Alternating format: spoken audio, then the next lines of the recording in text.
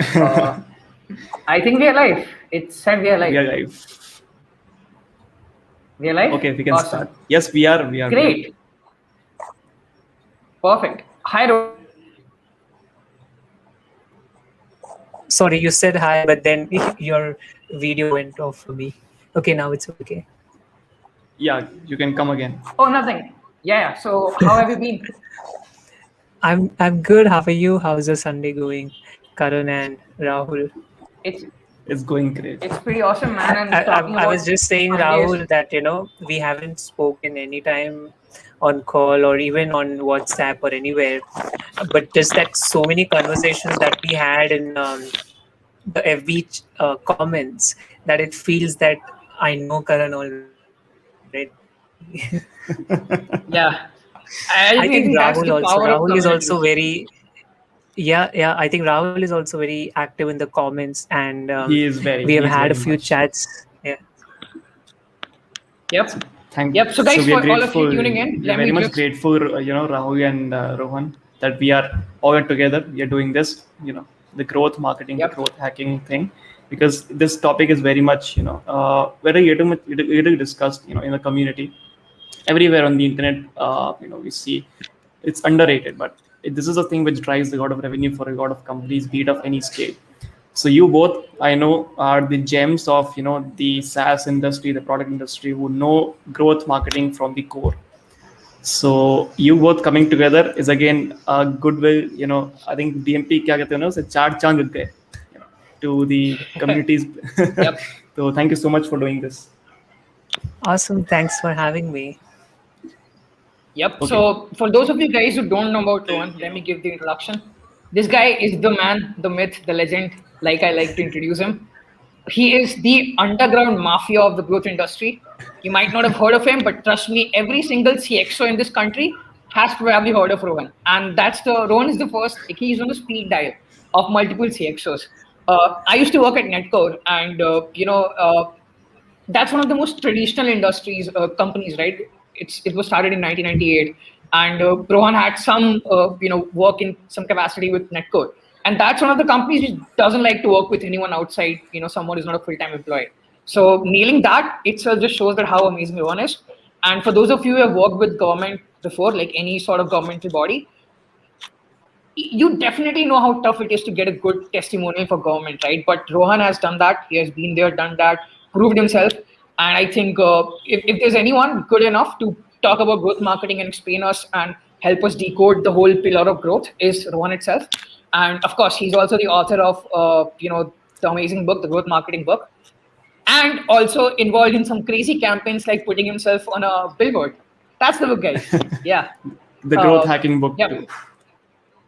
And the billboard. Let's not forget the billboard. And right? also That's one more some- thing, the monkey, the viral monkey, the TikTok monkey, Yeah, I've actually which done so many marketing stunts. I mean, we could talk about it at length. Yep, definitely. But let's take it slow. Let's take it pillar by pillar, and let's see, how we move further, right? So, Karan and Rohan, both of you guys, since you are very active in the community itself across the Indian marketing community and even the international ones, I think Rohan manages the subreddit of one of the biggest international communities. The terms get thrown around a lot, right? Like growth marketing, digital marketing, performance marketing, right? But there is a vague line between how people define it, and there's also a very standard definition of these things depending upon where exactly are you using them. So, if I had to ask you, Rohan, the first question: what is growth in general, right? For a company, for a business, what does growth mean in general? And where is the definition, the wall between growth marketing and growth hacking comes in? So how would you put that forward? Yeah, so I think a few marketers have actually differentiated between growth hacking and growth marketing. But initially, when the word growth hacking was coined, it actually meant the same. So growth hacking and growth marketing are actually same. Some marketers like to see growth hacking as something quick and growth marketing as long-term tactics. But yeah, just going by the person who actually coined the term initially, it was never the intent. So growth hacking for us, could be either the long term or short term growth experiments. It doesn't have to be a shortcut exactly. It could be something that I want to do for the next 10 years, maybe an experiment that is widely successful and I want to continue for years from now. So yeah, not limiting the definition, and both exactly mean the same, if that's what you were asking.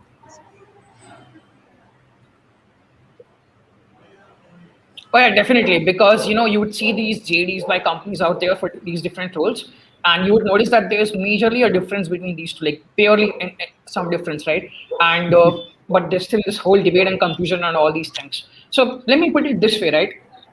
Me as a marketer, how do I portray myself? Like, what's the difference between being a generic digital marketer or a digital marketing lead versus a growth marketing or a head of growth or something of that sort? So I think the major difference is that a digital marketing or a digital marketer. Okay, let's see it this way. Digital marketing would be the subset of growth hacking. So when I say growth hacking, it really means that it includes marketing, it includes the Mhm. product, and it includes any form of technology that is powering the marketing and the product. So the intersection of product marketing technology I would call growth hacking, and digital marketing is like a part of it. Like out of the three parts, digital marketing is a sub part. That's where I draw the difference. Another one would be that a lot of digital marketers in general, of course this is debatable, but in general digital marketing is has more to deal with the top of the funnel. Of course people would say there is full funnel marketing and all of that, but if we ask ourselves honestly, how many digital marketers really focus on full funnel marketing, you would find maybe the 5% and the rest 95% are resting at the top of the funnel. Mm. So growth hacking is more of full funnel marketing. And if you are a full funnel digital marketer, you are well qualified to also call yourself a growth hacker. Also add a little bit of product led growth to it. So either you are a marketer suggesting product led ideas, or you're finding how you can use the product to further grow any kind of product, service, whatever you're selling, or probably any form of technology that could push your marketing further. So, of course, as a digital marketer, you would have a lot of tools to play with. But if you take it one step ahead, maybe working with some sort of APIs or crafting or creating your own tools to execute a particular marketing experiment, that would be genius and clever, and that I would call a work or job of a growth hacker. To look for things that your competitors may not have, to have a tool set that your industry peers may not have access to, so you become a best kept secret, or maybe as someone whose marketing channels or marketing experiments cannot be copied because Mm. you generated them. It could be a novel experiment that no one has done before. Oh yeah, truly. I think this reminds me of one of the statements that I heard from like one of the most amazing growth marketers that I follow is the VP of marketing at Zoho. That growth is always holistic in nature, right? So with a certain departmental approach towards increasing the business, it's generally unidimensional. You have a certain unidimensional focus, and you're moving ahead with your KPIs and OKRs towards that movement itself. Whereas growth in itself is very unidimensional in nature, and I think Arbab sir mentions it very well in the comment that you cannot do growth hacking without understanding the product in and out. So like the audience comes first, the product comes second, then the channel, then the funnel, and these things are very important to become a growth marketer in general. Is something which Arbab sir says, and I definitely agree with that as well. Another interesting thing that I've Also, always if noticed, one yeah. one one one comment to interject here is that I've been Mhm. having AMAs with companies like Pinterest and other social platforms, and even other products in the consumer space. What we have seen is that any company who truly understands growth hacking or growth marketing or growth just in general knows that growth does not come from a digital marketing team, or a marketing team or a sales team. It is a unified um, a unified way of operating where every department or every team in your company is working together, and the CEO would see it as a cross functional team rather than just outsourcing or relying on the marketing to foster growth. So it's more of 100%. the product team, the tech team, marketing, sales team, everyone working together, and not just like one team that is called the growth team. That's a wrong way to do that. Oh yeah, 100%. I think that's the reason a lot of companies are changing their organization design from department based to now pod based structures, and I think that's something you might be also aware of. Gong is a great example of how they have done it, right? So a pod structure is basically where you have different key players like a product guy, a marketing guy, a performance guy, or a designer coming in and working as a pod, which itself is a mini startup within a big umbrella startup, right? And you have just made these amazing mini squad teams inside a bigger team to go and achieve a certain business metric that you want to chase. So I heard yeah, about that's definitely Gong. a I heard about Gong. I think few days back, I viewed their website. They're known to be as yeah. one of the best customer retention companies. They retain their customers very very well. They don't Oh get the yeah. customers go away. They track every customer. They ask what went wrong to it. Even one customer matters for them because they know the power of retention is more than the power acquisition. So because if you retain a customer for long, your ad which you ran for the first time and acquired the customer, that the ROI from that ad keeps growing. So if you calculate the cost of customer acquisition and then you see the revenue compared to that, it keeps growing. So the LTV, optimization happens very well. So retention is very Right. important. Yeah, I think Nathan Latka did a study where he picked up Yes. 6,000 odd SaaS companies and he was looking at which company reached the first $1 million in revenue, right? In the annual revenue. And it was the companies with higher retention revenue rather than expansion revenue, which is really odd, right? Because what you're comparing here is which company reaches 1 million first. And even in that scenario, you're noticing that it's the companies with higher retention rather than higher growth or a high True. expansion in general. So that's a very amazing way to put it forward. But yeah, moving the conversation forward, I think right now for a company, like let's say I start a product tomorrow, when I go out as a non-marketing founder, as a technical founder, let's say, I see a huge sea of channels that I can pursue, right? And I can go after and I can try to validate my idea or even expand my growth and whatnot. It can be something as simple as ads, SEO, social media, whatever, right? Now, the way Brian Fowler used to put this is that there are three pillars to growth in general, which is like performance, that is your paid ads and stuff of that nature. Then you have virality, which is referrals, word of mouth, social media shares, and all that stuff. And then you have content. And now we have seen every single examples working out really good. So Grow did an amazing job with performance ads in India, and you see they're a competitive market with Zerodha. Then you've seen HubSpot killing it with something like content and making content their moat and growing it with them. And we've also seen companies like Truecaller who have generally been fueled through referrals and referrals only, in the initial days. So my question to you is, me as a founder or a product owner or a service owner, whatever it is, how do I validate my growth channel that I want to pursue first in this whole sea of multiple channels to go forward with? Sorry, was that for me? Yes. Yeah, yeah, Rohan. Yeah, so how we do it internally with companies is that we come up with all the growth experiments possible. So the first step is to actually map, where who is your customer and then which channels they are. And once you have identified those channels, then you pursue specific strategies on those channels. So when we are trying, so I think your question is more about which channels to choose. So of course, Yeah. a direct answer to that is where maximum of your target audience would be there. I mean, wherever they hang out. The second thing that I would check for is how easy it is for us to access that audience on that specific channel. So let's say for something like Facebook, I would see more of it as communities and ads.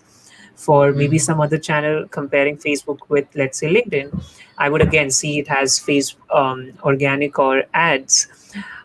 So you would compare these channels and we would rate them, and whichever channels have like the biggest ratings, we prioritize them. That's how it works. Um, a lot of channels actually, um, if you feel are oversaturated, what we try to do is, if there is a way for us to access the same audience in a way that people may have not done before, or maybe not even prioritizing channel but tying everything together. So maybe, I'm running ads, and let's say I'm uploading a custom audience, I'm running ads at the same time, this audience gets an SMS from me. If it's a a B2C kind of company, maybe we also send them some WhatsApp with some, special gift or something. There was this company I was working with, I don't remember their name. What they used to do is they used to host Bollywood celebrities courses on their platform. I don't know. They had a very Celebrity good, school? yeah, celebrity school. I was Celebrity consultant school. Celebrity to school. Yeah. them, and this is what I told them, that take there is this Bollywood actor whose name I'm forgetting. His name is, I know his first name. It's Nawazuddin. So Nawazuddin what? Nawazuddin Siddiqui. Siddiqui. Yeah. So so what we did, we used to download the data of this person, this actor, and then we were sending out SMS saying that, hey, this is Nawazuddin, and I mean Nawazuddin's team, and we are sending you a discount code of his acting course, and you could redeem it in this URL. At the same time, the same audience also sees ads from us, and then we would also Mm-hmm. have WhatsApp messages. And if he had posted or we had posted something and people would have commented on a specific Instagram post, there was a sales team that would call the people and close the sales, even without customers having to share their numbers. We would just have that intelligence to find their numbers. So we are moving to exploring experiments where we are trying to find what can we do that other companies do not have ability to do. So these companies are trying to actually have some sort of extra intelligence applied into marketing, so that they can get ahead of the competitors who are just doing the exact same thing. So that's what that's how we define these growth experiments in a way that it's not just dependent on the channels, but what you do on those channels that other people are not doing. Hmm. Makes sense. I Makes think sense. my Definitely. I think my Yeah. the electricity, the power just went off. Can you still No hear worries, no me? worries. We can see you. Yeah, We we can can even hear see you. you. All right. Yeah. We Okay, can you see can't like see the me, but you can yeah. hear me. Yes, All right. yes. Yep. Yep. That's perfectly fine. I guess we can still go ahead. Indian So in the problems. strategy you just laid out, we've got this question right here. That what is the criteria for those ratings? Can you specify? So when you're rating out the whole strategy of everything which you have laid out, what's the rating Hmm. Yeah. criteria that you're putting in front of them? So were you saying that how do we rate these channels? Yeah. Yes, I think What's the from criteria for the ratings? the priority, I think priority wise. Yeah. So we Yeah. right. So we would. So there are various frameworks to it. There's an expanded explanation on um, different frameworks that you can use. It's in the introduction of my book, but I'll pick one and try to explain. So you would usually have, the ratings could be from 1 to 5 or 1 to 10, however you want to do it. And one of the popular frameworks and something that I try to use for simplicity is the pie framework. So we would see, what is the, so P stands for probability or potential of success. I stands Mhm. for how, E stands for ease, and I'm forgetting what I is. Is it importance, or do you remember what is pi? I'm just forgetting what was the I. I think it should be No, importance. no. If we go from general or common sense, Wait, then it let should me be importance. So sometimes we call it importance that I know, but there is another full form as well that we try to use. So whatever you use, anyways. So P stands for probability, which probably means that how instinctively you feel that this experiment is going to be a success. So this is not driven by data. This is just based out of your own past experiences. The second one that we are talking of is Gotcha. ease. This would be more of based on, again, not really that you know how much easy it would be to run, but how you can calculate ease is by knowing what kind of resources that would go in to run these experiments. So it would essentially mean, um, in regards with, the team size. The second would be the money, the kind of money you want to spend, and the third would be money, people, and what time, the amount of time that it would take for you to run these experiments. So whichever experiments have the least money, people, and time involved, you would want to go with that. uh, so the I think we were talking of I. I still don't remember what was the word, but I feel it was I think, importance, which you can also call as yeah, impact, which I think Aman just go mentioned on, it go was on. influence. Was it influence? No, no. So it was importance or impact. You can call it influence Yeah, as well. It doesn't matter. But the point here is exactly. Yeah, that the I. So let's say if you call it impact, importance, or influence, what I mean to say is that, is it going to make a small or big difference in your, overall growth?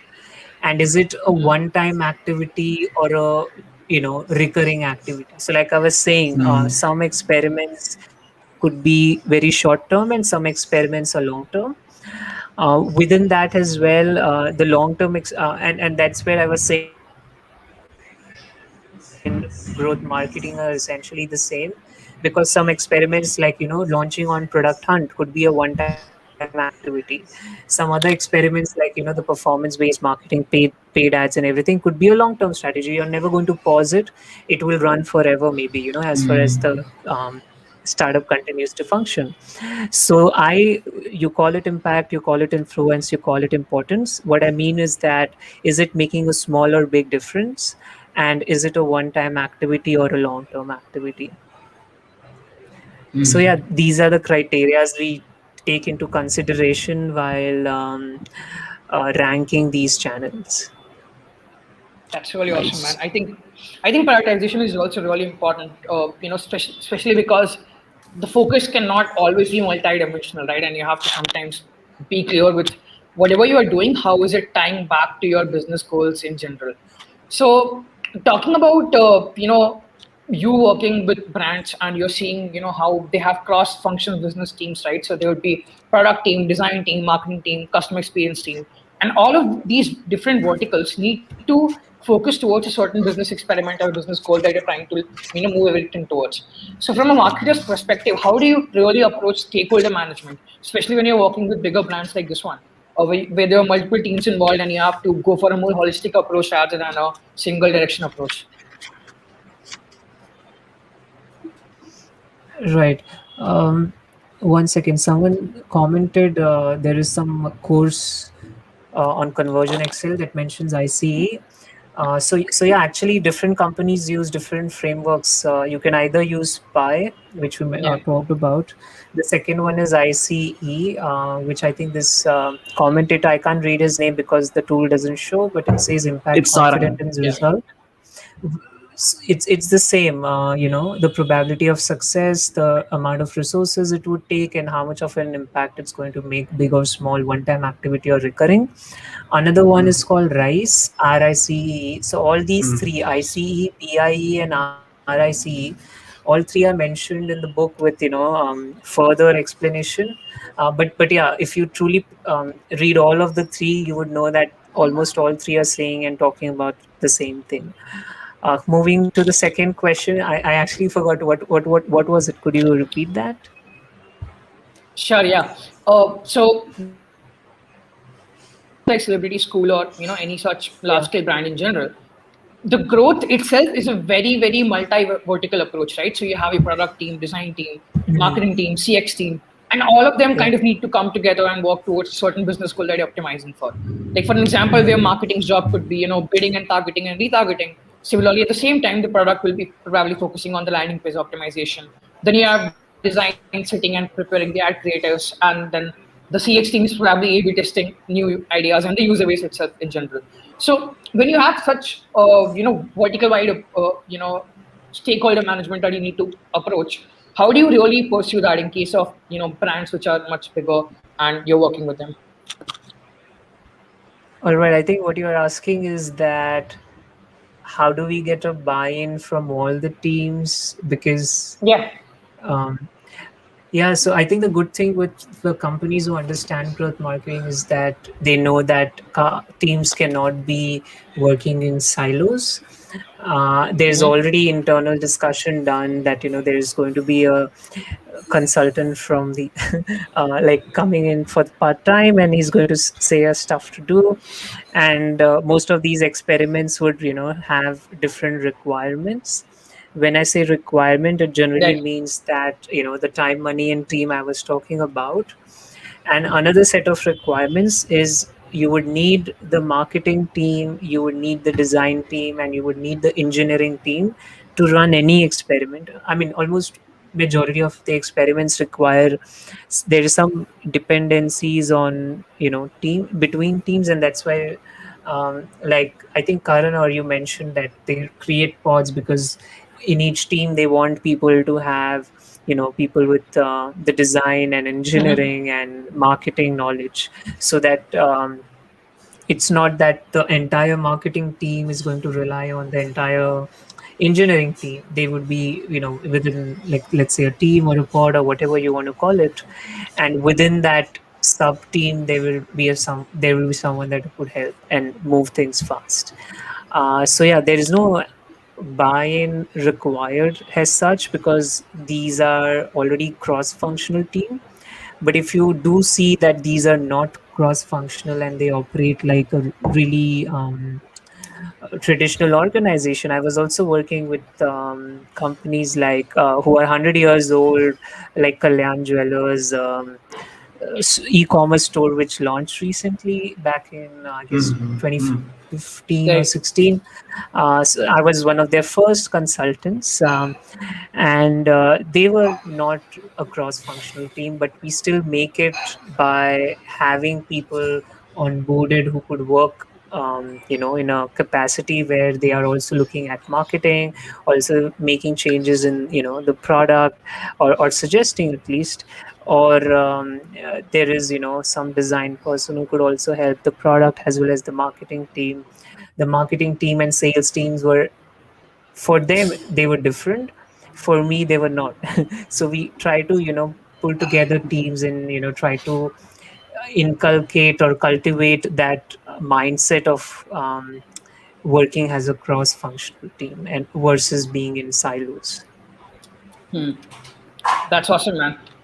So talking about these growth experiments in general, right? What approach do you generally take when you see that a certain experiment is really blowing up? So, for example, a typical approach should be to double down on a certain traction channel, right?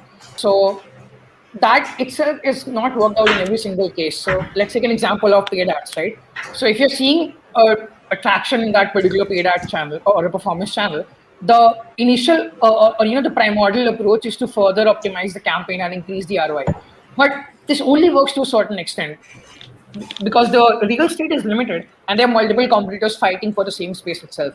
So when you see that a certain growth channel is really working out, how do you avoid Pareto principle to kick in where you have like a 80-20 rule and the saturation starts to kick in very early? What's the general first step when you're seeing that, okay, yeah, we experimented and we got that this works. What's next? Right. Yeah, before I take on that question, I just wanted to tell you that when we were starting this live, you actually told me that the video is not working for some reason, and then we switched Right. on to my mobile network.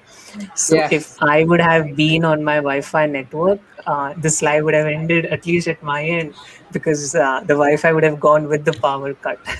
So it's Cheers, man. interesting I'm how literally eating a popcorn right now. It's so entertaining right now. so it's interesting Yeah, how universe. you told me to use the mobile network, and this is exactly when the power went off. Else we never have power cuts for so long, even when it's raining or the weather is bad in Mumbai. Yeah. I was just wondering that that was a call from the universe for us to switch to the mobile network instead of the Wi-Fi. Definitely. So Cheers. yeah, getting Yeah. back to the question, this was just funny. That's why I mentioned. So I actually forgot your question, but I think what you were asking is, no, I think I forgot. You will have to repeat. No worries. So what I was asking is that whenever Okay, you so see a which certain growth experiment experiments working out, to, right. So you were yeah, asking, how do you find if someone is starting to tank or saturate, and when is exactly. the time to move on to the next experiment versus continuing to work on the same?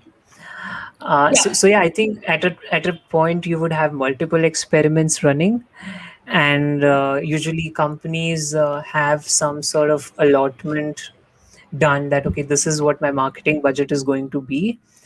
right, At the end of the month or beginning of the month, you would know that okay, the budgets are allocated for influencer marketing, paid ads, organic channels, and then you would right.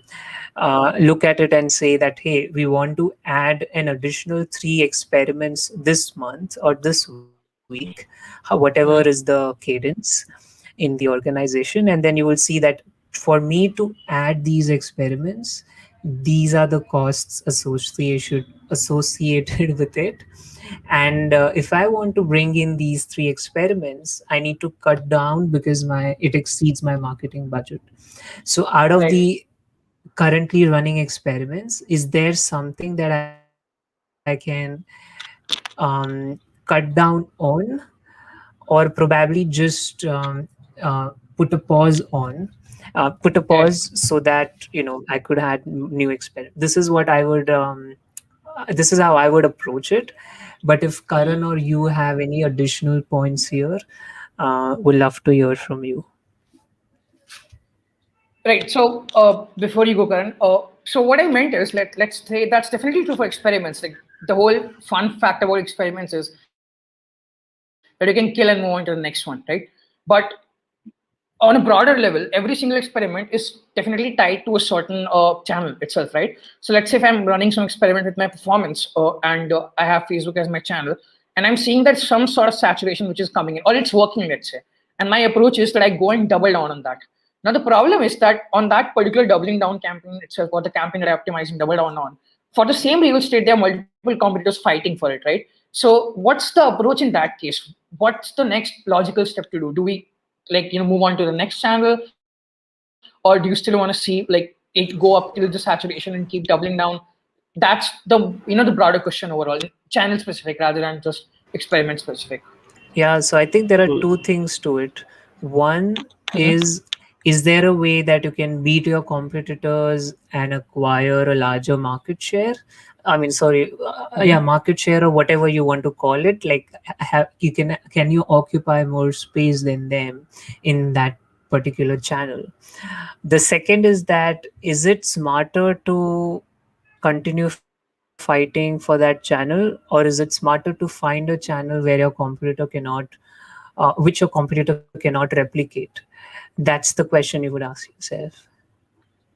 Exactly. for example, Exactly.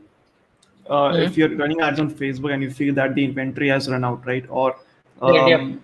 let's say there's a specific day coming in. Let's say few days before there was Father's Day. So on that, the CPMs rose up, okay, across the Mhm. the ad inventory on Facebook. So what you could have done is you could have just gone ahead on YouTube, because Yeah. the audience people, because it takes efforts to go on YouTube ads. Okay, you have to, Yeah. because setting up a YouTube ad is much more time intensive than a Facebook ad. So a lot of people would die out of laziness itself. Okay, so go on YouTube ads and then pump your e-commerce campaigns up, And then because your competitors might not be there because they must be on Facebook still fighting with the bids, tweaking campaigns. You could be either more creative on Facebook. You can hire an influencer for that particular period. Micro influencer Mhm. strategy, I think Rowan does it very well. To let's say he promoted his book, right, growth hacking book too, using micro influencers as well. So that strategy can be used because then you're ahead of your competitors. Competitors are fighting on Facebook. Then he took the strategy of micro influencer. He used the monkey to promote it on TikTok, okay, where no one is promoting or running ads. If they're running ads, they're at a very, very low level. They're not at that level. So you cut through the chase, you cut through the the crowd, and then you go ahead and implement this thing. Which, I mean, again, it will cut down the costs, and then you can also approach the email marketing channel where you already have the customers. If you wish to sell more things, just pump up an email campaign, and that would also bump up your revenue during that period. If you're doing any launch or if you're having any product, so I would use Yeah, this approach. I would add more channels. exactly. And I think it's so important to understand that, because this is a problem I've seen with a lot of people, right? And it's very simple to understand it, and I don't know why people don't get it. Let's say if you're running performance campaign as a whole, what happens a lot of times is that you will keep spending the money, but what will happen is that your cap will also start to increase at the same time, right? Which is very easy to not get an idea of insight of the the expansion revenue that's kicking in. People tend to ignore that. Similarly with, let's say, virality, your referral number of referrals will start to remain flat, and the brand search volume will also become flat, right? But your efforts are just going into that particular direction because that's something which is just industry standard to do. So that's why I just wanted to highlight this before we move further. There's an interesting question here for you, Amazing. Rohan, from Sarang, which is, what are some ways you suggest to come up with a hypothesis for a growth experiment in just one particular channel? So let's say paid performance for an e-commerce business. How do you come up with an idea apart from the traditional performance marketing? Right. So, whenever we are working with startups or any organization, they Mhm. internally have like a playbook, or we give it to them. So there Yeah. are essentially, sorry, so there are essentially a few ways to it. So there are four. Let me think of it. Yeah. So the first one was that you would just find things to do. For example, let's say if you have a product. Recently, there is this unicorn from India. I think their name is Unacademy. So Unacademy reached out asking, we have this specific feature in our students app, and they have this feature, and they have to increase the daily active users for that specific feature. And Right. what experiments could we run to do that? So these questions are very specific. I wouldn't know what the feature is and who their audience is unless I am the part of the organization. So they have to Yeah. not just give me this as a problem statement, but help me also understand the background of it, so that I can come up with experiments by questioning, what if we do this? Why are we not doing this? How about we do this, and what happens when we do that? So these are the questions that we try to answer within the product. The second is that I could just observe what is happening within the app and what their similar competitors are doing, and then asking, what are others doing, and if we can do something same or similar. Yeah. The third one would be, can I associate or connect dots in a way that the team internally had not done yet? For example, let's say I could say, what would happen if I do this? How does it impact metric A? And if I'm changing A, how it impacts B? And if B is impacted, how it impacts C? So essentially, you're trying to put all the unrelated things together and then come up with an experiment. Last one would be networking with peers. So we have amazing communities like TMP, where smart folks are already talking about experiments that they are running within their organizations. I'm not sure how many people are transparent about it, but I am.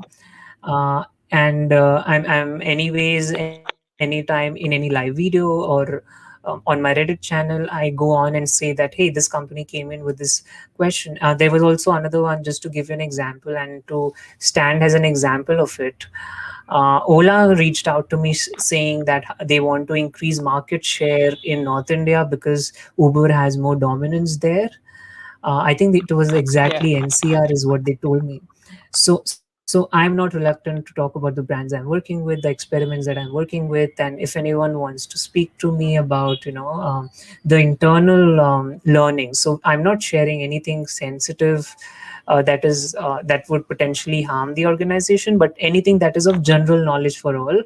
We could talk about it in Yeah. forums like DMP. So yeah, these are the four ways, Sarang. One is to question what if, why, what about. The second is observe what other people in your industry are doing, and you can do the same or similar. The third is to associate, connect the dots between unrelated things, like what if I change the metric A, how it impacts B, and how B impacts C. The fourth is to network with peers in communities like TMP. And then another one is that, in the book, I actually have all the growth tactics just outlined in a way that people can come up with their own once they have an idea. So for example, if you're working at acquisition stage as a digital marketer or a growth hacker or growth marketer, we see acquisition stage in three parts. One is inbound, outbound, and automated or automation, however you want to call it. In inbound, you will have two things: the pull tactics and the push tactics.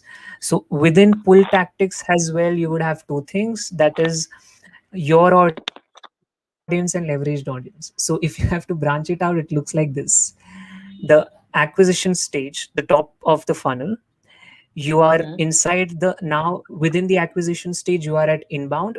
Within the inbound, you have two things: your audience and leveraged audience. Right.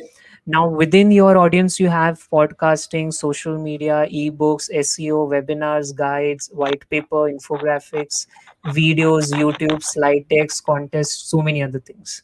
With the leveraged Right. audience, you have guest blogging, guest podcasting, guest live session like we are doing right now, speaking at other people's conferences, being a host at webinars, deal sites like Yeah. AppSumo or marketplaces.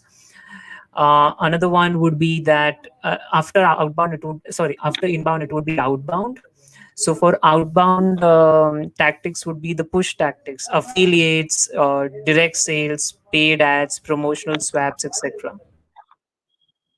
And the third one Makes would be sense. automation, like network invites, like LinkedIn has. Google Pay lets their users have referral invites, social contacts. When you join Clubhouse, you have like hundreds of notifications saying your contacts are on Yeah. Clubhouse. Follow them.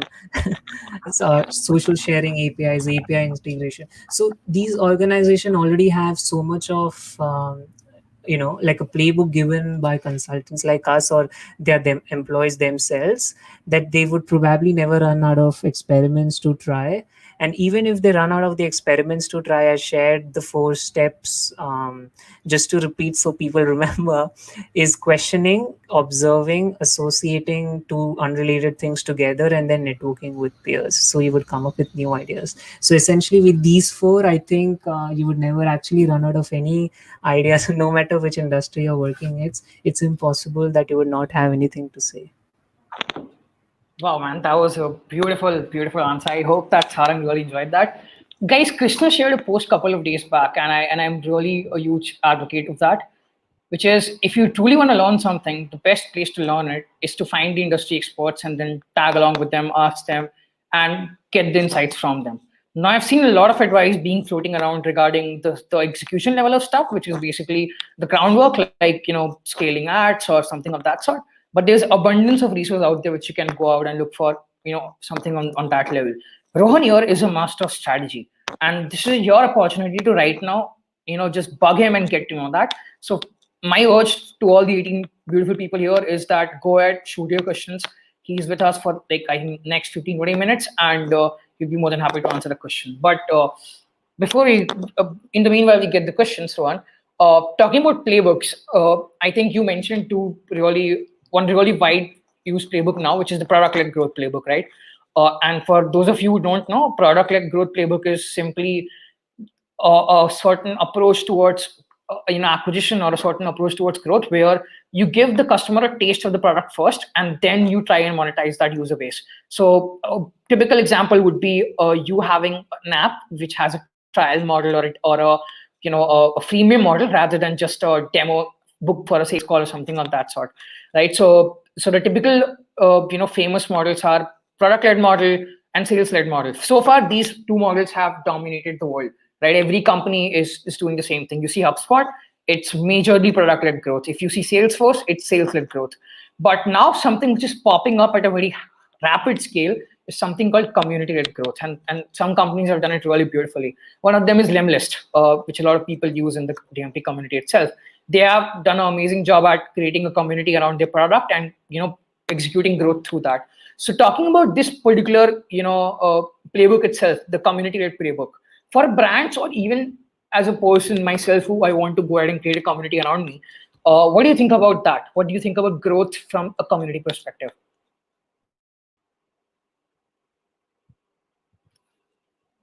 We had the same question from Ditesh Das as well. I think how to grow your Yeah, community on one, which is Facebook, and one on Reddit, which I think Rohan is already managing. And so yeah, yeah. same question again. Amazing. Would you like to go first, Karan, because you have the Let's, Facebook community, and then I would go for the Reddit one. bro, and I know you have great communities and their numbers are huge. So I would, of course, I would pass on. I would add on to what you have said, of course, but I would like your views as well. All right. So yeah, for one of the platforms he mentioned was Reddit. So I run the largest international growth hacking subreddit on Reddit. We have about 17,000 members, and no, like there's no concentration of a specific country. It's not dominated by Indians. It's not dominated by Americans. It's like all over, from every single part of the world. It was started by Ryan Holiday. He's himself a good growth marketer. He has written books on growth hacking and other things. So Ryan got busy with some other things in life, and he changed his path, and he started writing books about some other um, personal development topics. So the subreddit actually started going inactive. So me being a person who takes leadership without a title, I started considering being a moderator without really being a moderator. And then they later made me the moderator of the community. And now I grew it from 13,000 members to 17,000 members on Reddit. What's Wow. interesting about Reddit is that there could be, top executives sitting with an anonymous profile. So you don't really know who you are speaking to. So that Hmm. removes a layer of, inauthenticity. If I see someone, let's say a blue tick account on Twitter, or some really big person on Facebook, people would usually be considerate to who they've done in the past. But with Reddit, because all of your background does not matter, we could actually have no fluff there, like how people on LinkedIn would have stories that are not really true. It's impossible to do that True. model on Reddit, because you would get downvoted and removed. So that's why I love Reddit, because it's so real and your credentials do not True. really matter, your ideas do. And Hmm. yeah, Right. especially platforms like Hacker News and Reddit, it's easy to get a lot of heat from the audience if you are not being authentic. But the authentic people do not have to worry, and they would automatically have a big community, because they do not have any fluff essentially. So yeah, there's no way to grow authentic or in whatever you're sharing. They just like straightforward content with no stories, nothing like LinkedIn, a poetic write up. And with Facebook, I think it's more of discussion based. I like writing really long comments and then 20 people liking it, and then the conversation goes on within the threads. That's what I Yeah. enjoy, like 20 people replying to one single comment. There's this guy called Krishna. In whichever comment stream I see him, he has like 20 replies within that comment, and that's what I like doing on He's here Facebook. as well, dude. Okay, Krishna is here. Yeah. So Krishna has a Uh, question for you. How did you come up with viral stunts? okay, so these were not really stunts, but these are things that just happen with me at random. So someone Yeah. from my community and family did a billboard for me, and people started calling it a stunt, but I did not really plan it. Other people did it. Then we as a community launched the book, the growth hacking book. It became the first book in digital marketing growth hacking to trend on Twitter. Again, we did not plan it. We just decided, okay, this is the time all the authors from 100 countries are going to tweet about it, and it just trends. We, of course, I will not lie, I also had like my friends from the college tweeting with me, so the numbers increase and it becomes a trend. Another one was with a monkey. So there was this monkey who was very popular on TikTok and Instagram. He recently passed away, and he had like more than 500,000 followers on Twitter and probably more than a million Wow. on TikTok. And he was a trained actor. Like he could open boxes and do things. He was quite popular in the US. So we were. I'm grateful we got an opportunity to work with him. He unboxed our book, he showed our book, he was flipping the pages, and people were thinking that, hey, this is never be, I mean, this is something like this they have never seen before. And people in Yeah. India do not do pet influencer marketing at all. So this was probably like a new way to market your products. After that, there is another good influencer. I think his name is Rahul.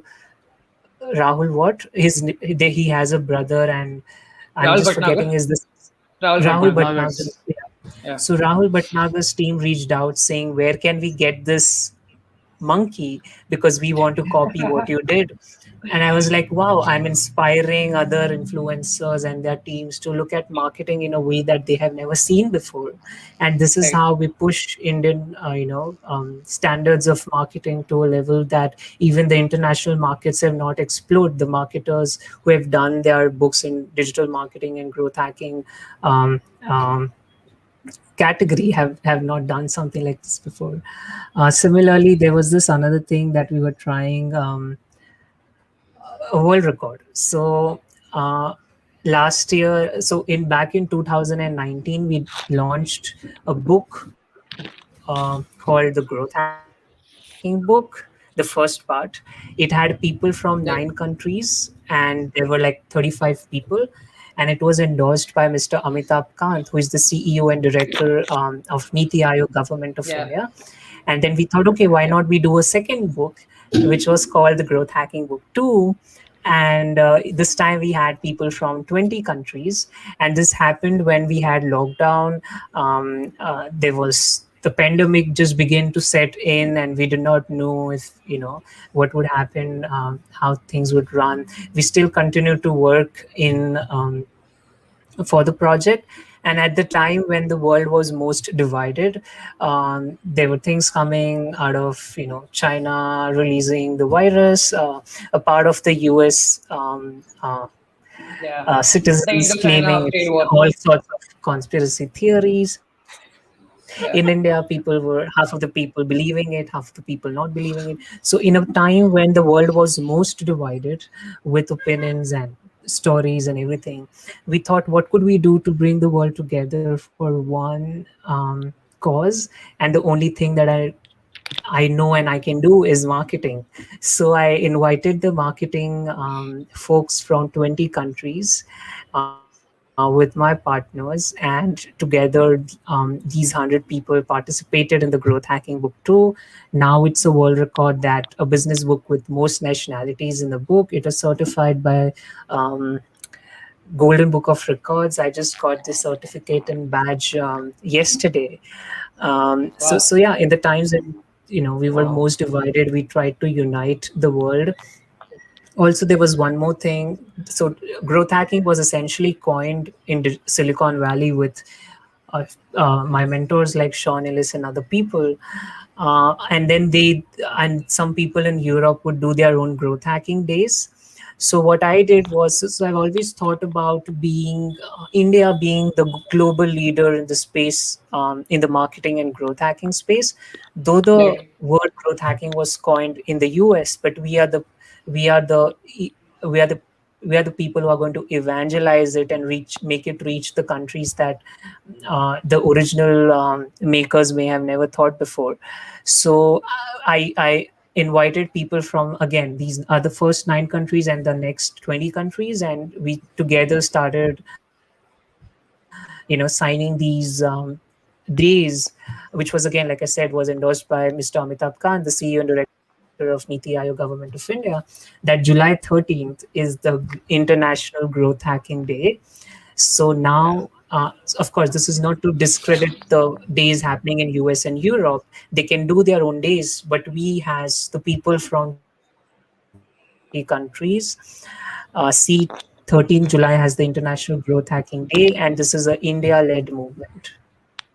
Wow, wow, man, that's like putting the flag of the nation on at some level. We'll talk about that in some point down the line, and that's something Absolutely. which every one of us should really celebrate that in TMT as well.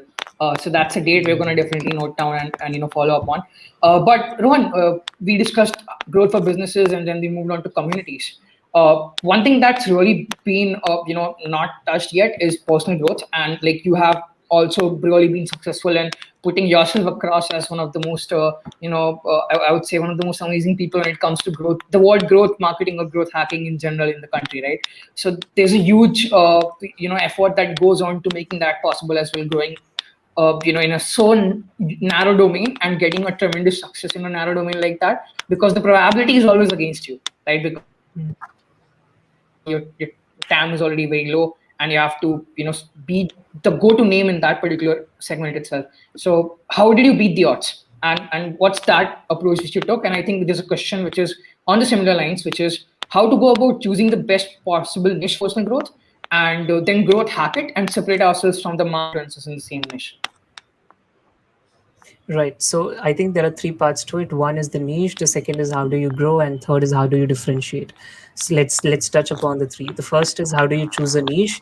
For me, the growth hacking was a bit risky, because then you are considered as someone who could just do things on the fly, and over Yeah. time some companies would expect you to do some magic. That's not possible. So I had to start with educating people that growth hacking does not really mean I'm doing anything. I don't have any magic. I don't make companies become unicorns overnight. It's a long process, and I need their support and their team to make it happen. The second is that it was also risky because, first, of course, I still get messages from very reputed organizations asking me to hack into someone's password and their competitors' accounts and so many other things, which is interesting, because then you also get to know that how do other people think. And when you tell them that, hey, growth hacking is not hacking in literal sense, but marketing, their reactions are uh, interesting to note. I I So, know. Yeah. of course, a lot of education that goes into it. The second is that if now you would say every other person is going to call this a hack, and that's actually good, because then we will still get to see um, posts like, okay, these are the 7 hacks for Facebook ads and everything like that. But the real growth hackers know that there is nothing like hacks. We actually, whenever we say hacks, we really mean experiments. But for the newbies, they do not know the hacks really mean experiments. They think hacks means okay, these are the 7 shortcuts to success. But what we really mean is that these are the 7 experiments, and they could work and they could not work. It's just that it worked for us, and that's why we are sharing. So yeah, the niche was, but then yeah, once the audience is educated, it's really nice place to be, because essentially it's Yeah. easier to talk a place where there are less competitors. Not even competitors, even peers, because for me competitors do not really matter. Otherwise I wouldn't be doing books with other growth hackers in my book, essentially promoting them through me. So for me the competitors did not really exist, because they were essentially trying to influence the masses with their courses and other stuff. And even if you see my book on Amazon, it's only 49 rupees. I'm not even making any royalty out of that. So for me, the books, the courses, info products was not really the target. For me, the target was the early stage startups, the unicorns, and all everyone in between. And that was my sweet spot to be in. So the niche is Yeah. done. Now the second is, how would you grow? For me, it starts with being really, I mean, having like really small communities and then branching out from there. So even if I could have, just small communities supporting something, that is fine. So imagine something like our book. It was crowd funded twice, and really good numbers, and even from good organizations, startups, and individuals. For us to have those kind of figures generated out of a crowd fund, it's not really something that we put out publicly and invited people to join in. I was just asking my own network if they want to fund this project and make it really big. So Yeah. it really started with these 100 people, and it's shocking that what 100 people could do. I get calls from certain organizations saying that your book is all over, and I mean, of course, it's not really all over. It's just that for one person, it might have appeared 3 places. But what we mean is Yeah. that with just a handful of people, we could have that impact, and that's amazing. A lot of people think that how do I get 10K, 100K followers, without even knowing that what they want to do with them. So I would say just start with Yeah. small community. Look at DMP. It started small, and now it has been growing just by the conversations and the people. Someday I think Karan reached out to me saying that could you invite some people, and I was more than happy to do that, because I was a part of the conversations here. I know the conversations that happen here are quality, and then I added a bunch of people who would either like reading it or being a part of it. And that's how Yeah. you grow communities, right? So once you see that someone is actively participating, you go to them and say that, hey, can you have like more 5 people join in who could add to the conversation? And that's how all big communities are found. So don't chase numbers. I would rather chase quality people who could add to the conversation and give inputs. Now the third part is, how do you differentiate? Again, there are two ways to differentiate. One is, either you are a either you are targeting mass market, or you are targeting a class audience. So for me, it was this early stage startups, enterprises, and everyone in between. So for me, it was probably a very small section to influence. So I did not really had to become a content creator who would post things every day. And the thing with people who post every day is that I've seen they have literally copy pasted entire blog posts from other people and made it their Instagram caption. And that's not what I'm into. I'm writing just one book a year, and that's the only content that I do. My social media has no content. All that I do is I come on other people's channels and do stuff. So I've been doing uh, I've been appearing on other companies and people's YouTube channels, Instagram lives, and all kind of places, LinkedIn, and I feel that this is how I look at it. The people who are in my book, or the people I'm connected with, I feel that their properties belong to me. I mean, not in a literal way, but then how can I make them look better? So as I contribute, let's say, some conversations on DMP, I'm making you look better. I'm making people believe that, okay, this is the place where all the good stuff happens and people like Rohan come and engage. at the same time, you also know that, okay, because I'm contributing to the community, you're going to invite me to live sessions like these, where I also get to be in front of your audience. So most of my content really is hosted on third party accounts and not really mine. Yeah. And that's something that I found that no one is doing. No one is So you doing. literally, so you literally hacked into their accounts. Yeah, I think when you talk about this thing in particular, no, especially with regards to how do you really define an audience for yourself, one thing that a lot of people don't understand when they approach making a personal brand is that it's not really about the numbers at all to be an independent creator as well. Have you heard of the thousand true fans theory by Kevin Kelly by any chance? Yeah, yeah, yeah. That's Yeah. what we are So aiming I at. mean, Yeah. Go on, go on. exactly. So the whole concept, in essence, is that you just need 1,000 people who can pay you $10 or $5 a month to go out and become an independent creator, rather than going out and chasing 10,000, 30,000, 50,000 followers. You need to think of that specific layer of your audience, which can go out and basically be the $10 a month subscriber for your Substack or for your Patreon or whatever it is that you're aiming for. And this works very similar to a marketing funnel, right? At the bottom of it, you have something like few free resources and something of that sort. The content which goes out, then you have a layer on top of that, which is generally content where you have to put in a little bit of effort to get it. Like, let's say, put in your email or put in your, a dollar or something of that sort, a trial or something of that sort. And then at the third level, you activate them into like a proper month-on-month subscriber, and you just need 1,000 of them, and the number works out, the math works out. You don't need to chase 10,000 people and just go out making content which is not even authentic in order to do that. So that's a very interesting point that you brought forward. I think we are almost upon our time. I'll just finish the questions that we currently have, and then we'll move on to just wrapping this up. Okay, so yeah, I think there are not any more questions. There's some good feedback for you, so if I want, I'll just quickly read that aloud for you. So Govardhan from Niche Marketers has to say that awesome stuff. Looks like the secret is focus and SD clarity in what Rohan does. He exactly knows who his buyer persona is. We should all work on that. I think that's very true. That's definitely true. Someone has a client meeting tomorrow and they feel like this conversation is going to impact the client meeting right tomorrow itself. So talk about something which is actionable, and this is exactly it. This one is my personal favorite, right? Aman says that it's safe to call Rohan as Sachin of growth hacking. So I think that's definitely true. And Sachin is also known as the god of cricket, in case you are not aware. So yeah, good stuff there. This one is something that I want to talk about by Sovic, which is how can we learn growth hacking from you? Do you have any course, or is there something in the pipeline which we can expect apart from the 99 one book rupees per year, of course. course?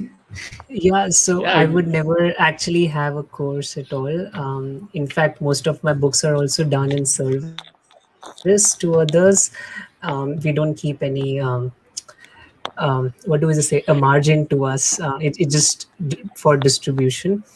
But yeah, if you want to learn growth hacking, I would suggest you head over to Reddit. Reddit is the place for me to share everything that I'm learning. And like I shared, um, very few communities that I'm really active on Facebook. It's just two communities. One is DMP. One is something. Uh, I'm forgetting the name. I see. Okay, I'm forgetting the names, but yeah, there is some. One is this DMP for sure, and the other place is Reddit, where I share everything that I know.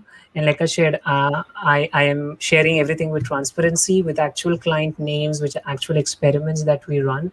As far as I'm not sharing something that is very sensitive to the organization, so you can expect that level of transparency with me, which I think no one does. So yeah, I think Reddit is the place to be, because it's also you are not in the eco. So if you want to be in be in an Indian community, it would be DMP for me. If you want to be in more of a global community at the same time, it would be Reddit, because then you can have inputs from everywhere, trends coming from everywhere. So yeah, these are the two places that I would recommend. So yeah, means a lot. Means a lot. Thank you so much. I think so. It was successful to have you on a Yeah, 4G so connection thanks a lot today. for that, Rohan. I think we are already, way over our time, like 10 minutes already sure. past it. I'm just gonna end up with a couple of questions that I really want to know from you, and we'll move And further. also before that, So the once you're first done one with the being, what's questions, that one once tool which one really second, one second. helps you in your business? So what's your favorite tool out of all the Rao, things that Rao, you Rao, use, in your business that really helps you a lot? Rao, am I Who? audible to you? I'm not sure who's speaking. Okay, am I audible? You, Karan. Sorry, Rohan. I'm asking Yeah, you. My bad. Yeah. I can. What is Yeah. Karan trying to say? Okay, what I'm Is he saying trying is to say once you're something? done He's with the totally like he's blocked out for me. I'm not sure if he's saying once something. you're done with the questions, Rohan, we would Yeah, also but love the to know question your was for you. journey. What's that one tool that's really impacted your business, and it's the favorite one to run your own business? One particular software Uh, product or there, SaaS product. there's no one particular tool, but I would say I love Google. What is it called? G Suite. So Yeah. everything with Right. Google, Workspace. the docs, the sheets, and everything. I automate all my analytics on Google Sheet. I write all my thoughts on documents. Right. I create like different folders for all the playbooks. So yeah, I think I cannot do my work without G Suite. So that would be one tool for me. Gotcha. The second one would be how many hours of sleep do you get every night? I think it is 8. Yeah. 8, right? It's a healthy lifestyle, huh? Cool, dude. Yeah, third one would be that what's that one book that you would recommend everyone to go and read apart from your own? Of course. Yeah, so I'm not really proud of my book. We just did it, just to get the Hey, name man, growth we are hacking proud of out your book. there. We are proud of your book. Yeah. So yeah, I'm writing a third one, and that's what I would recommend people to read. So that third book is actually also a part of, Mhm. not really a course, but something else I'll say in it in future.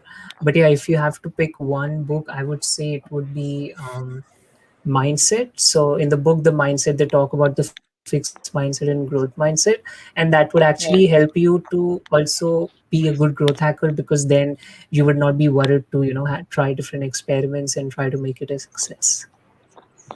Awesome. Last question for you. What would you go back and say, like a single message to someone starting out? So I think you have been in the industry for 10 years, if I'm not wrong, right? What was the question? I mean, your video was blocking. I couldn't hear you. Yeah. Yeah. I was saying that you have been in the industry for 10 years, right? If I'm not wrong. I've been since 2013. So how much is that? Exactly. Yeah. So But I my only question is, monetize what it would at you, 2016. that's all right. What would you go back and say to, the Rohan of 2013, that one message, which would be really impactful for Rohan of 2013? So you're saying that what would be the message that I would give to the 2013 version of me? Rohan. I would Yeah. say, yeah, I would say two things. One is, this is something that I say everywhere that I go. So one is learn from people who have been there and done that. The second is collaborate with your peers. And the third is teach people who really need you. So yeah, learn from Gotcha. people who have been there and done that, collaborate with your peers, and teach people who need you. Gotcha. So the last question, I don't know who this person is, some Jedi master or something, because he guessed exactly what the question is. What's that one person, like I would say, a person of authority or a CEO or a marketer that you would recommend everyone to go and check it out and follow his or her content or the person in general? I would say, I think myself, just the way that I think and do stuff, it just amuses myself. But yeah, apart from me, um, I think there's one other person called Robin Sharma. So Yeah. it has really impacted my life in a good way by just consuming the content that Robin has. And a lot of things that I do in the growth hacking space are actually inspired by what he does in his own industry. So yeah, it would be Robin. Gotcha. So yeah, that would be all, Rohan. Thank you so much for this. Wow, Okay, 1 hour and Rohan, 30 minutes spent, and I Rohan, have Rohan, no Rohan. idea Am I how audible? that all went. Just mesmerizing to hear and Karan is learn from trying to you. say some. I just Am I can't Karan hear audible, is it. trying to guys? say something. All Am I right, yeah, go audible? ahead, You're Karan. audible to me, Karan, but I'm not sure if Not Rahul is audible able to. to hear you. Okay, Yeah, I okay. can't hear him. Go So ahead, Rohan, Karan. if you Yeah. can, get us know your journey. We haven't, heard about your journey in brief. So how was Yeah. it has been, since you started? Just a brief. What led you into growth hacking, and what was the motivation? what led me into growth hacking. Yes. And how did you start Uh, your journey? right. So it was very accidental. So when I was 16, I was playing on some game website, and I quickly became popular there because of the way I am, and so it was based on social interactions, and the people, Mhm. and so it was based on some Big Brother concept, and it had a blog, and then I got curious, what is a blog? I did not know what a blog was, so I googled what is blogging. And even before I knew what is a blog, I was actually creating blogs on that website, sharing my experience with whatever I was playing there, and however I was winning games there. And then I realized that okay, whatever I was writing was actually called blog posts. Then I came on to Google Blogspot, Yeah. and then on Google Blogspot, my blog started getting traction. People said, "Why don't you have a custom domain? Why don't you have WordPress and other things?" So I moved on to WordPress. I got a custom domain. I started blogging. Then there was this organization called in engineering, interesting engineering. Hmm. It's a media company, and it's massive, with 12. At that point in time when I was working with them as a viral content strategist, it had 12 million people reading them every month. And I had to write those viral headlines that you see in those Right. engineering media companies, that Elon Musk made this statement and something similar. At that time, Tesla was launching, and I was the person to break the news on interesting engineering. So I was working with this media company. That's where I got the title of viral. Uh, what was the exact title? Content creator. Viral content Content strategist.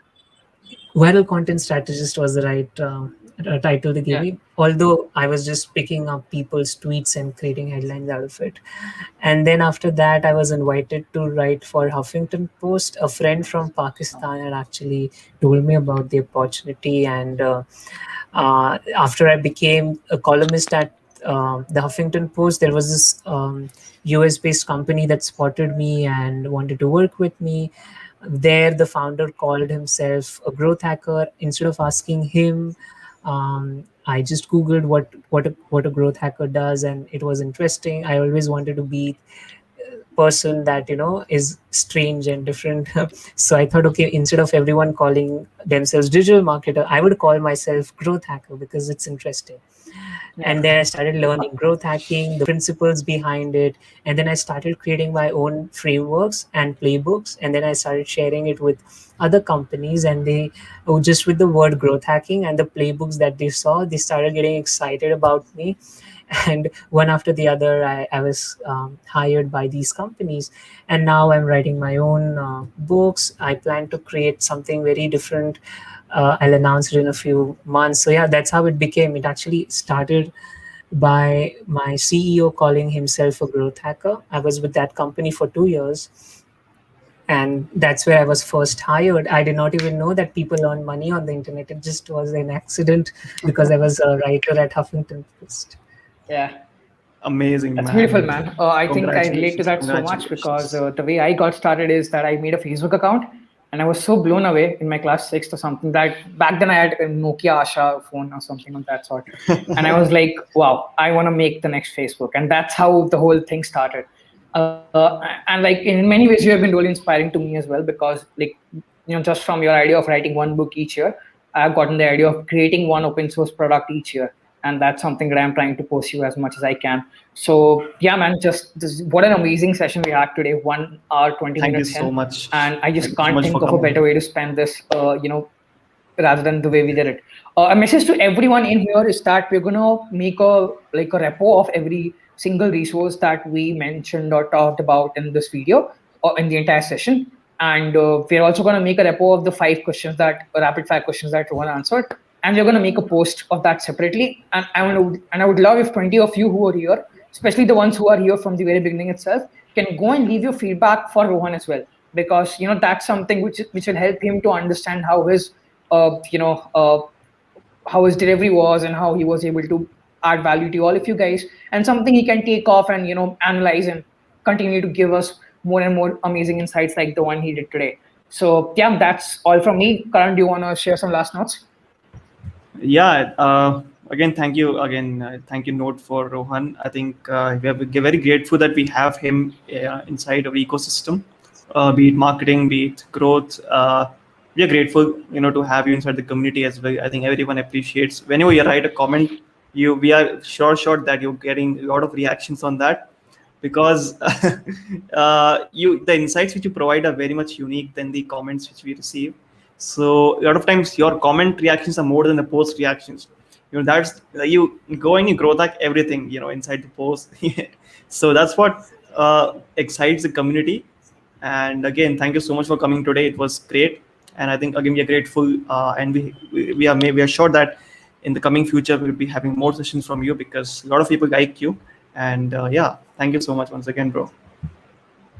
So yeah, I want to close it by saying that thank you so much for having me, and also thank you for asking me to switch to my mobile network that we did not disconnect.